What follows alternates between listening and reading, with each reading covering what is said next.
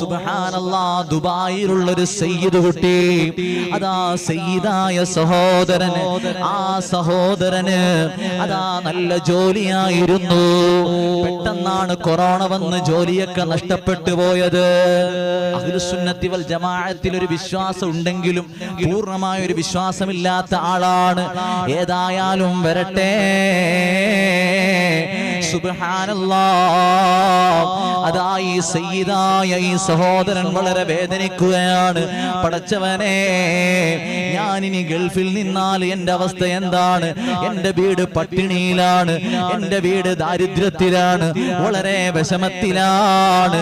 ഞാൻ പൈസ അയച്ചു കൊടുത്താൽ മാത്രമേ ആ വീടിന്റെ ചെലവുകൾ കഴിഞ്ഞു പോവുകയുള്ളൂ. അങ്ങനെ വേദനിച്ച് നടക്കുമ്പോ മടവൂര് ശൈഖുനാന്റെ ഒരു മുഹിബ്ബിനെ കാണുകയാണ്. ലോകത്ത് എവിടെ ചെന്നാലും CM വലിയുള്ളാനെ സ്നേഹിക്കാത്ത ഒരു മനുഷ്യനുമില്ല.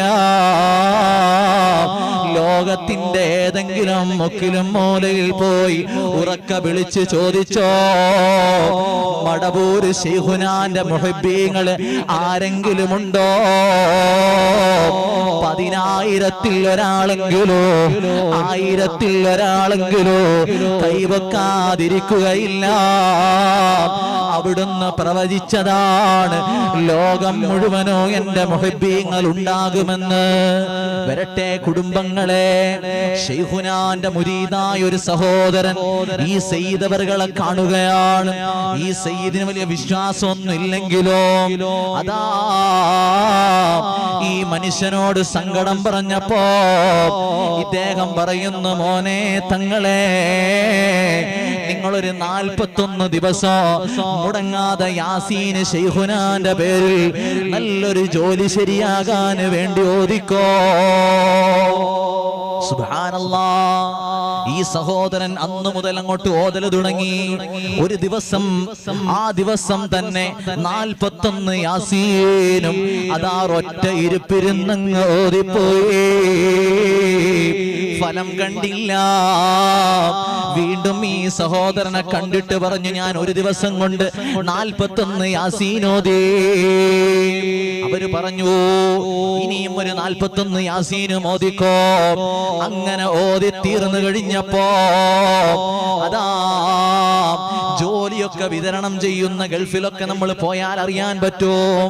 ചില അറബികളുടെ കുറെ വിസകളൊക്കെ ശരിയാക്കി ജോലി ഓരോരുത്തർ ഇല്ലാത്തവർക്ക് അവരുടെ കയ്യിൽ നിന്ന് പൈസ വാങ്ങി ജോലി ശരിയാക്കി കൊടുക്കുന്ന ഒരാളെ കാണുകയാണ്. അയാൾ വന്ന് ഈ സയ്യിദിനോട് ചോദിക്കുകയാണ്, എന്താണ് സയ്യിദ് അവറുകളെ വിഷമോ? എന്താണ് നിങ്ങളുടെ മുഖത്ത് വല്ലാത്ത ടെൻഷന്?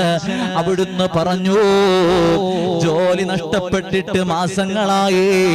ഞാൻ നാട്ടിലേക്ക് പോകാനുള്ള ടിക്കറ്റ് എടുത്തു വെച്ചിരിക്കുകയാണ്. എനിക്കെന്തെങ്കിലും ജോലിയുണ്ടോ? ഈ സഹോദരന്റെ കയ്യിലൊരു ജോലിയുണ്ടായിരുന്നു. എങ്ങനെയുള്ള ജോലിയാണെന്നറിയുമോ? ഈ ജോലിയിലേക്ക് ആരെങ്കിലും പ്രവേശിച്ചു കഴിഞ്ഞാൽ കുറച്ച് ദിവസം മാത്രമേ ആ കഫീലിന്റെ കൂടെ നിൽക്കുകയുള്ളൂ.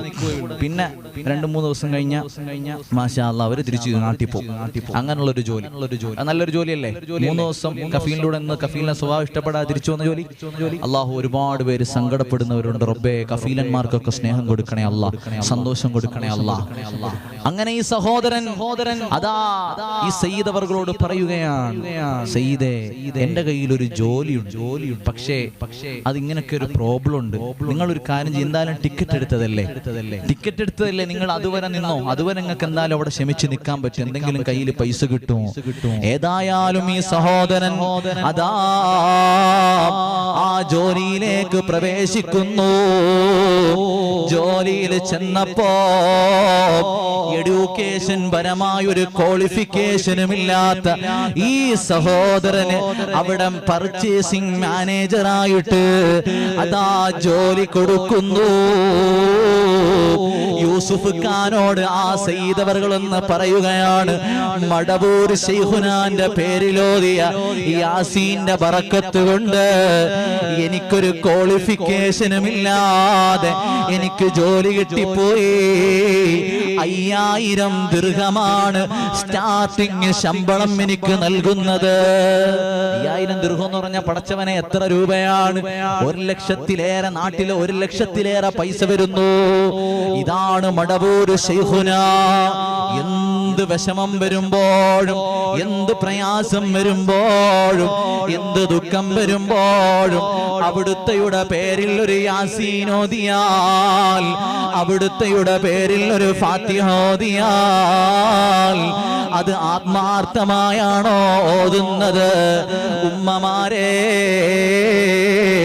ഉടനെ തന്നെ പരിഹാരം അവിടുന്ന് നൽകുന്നു.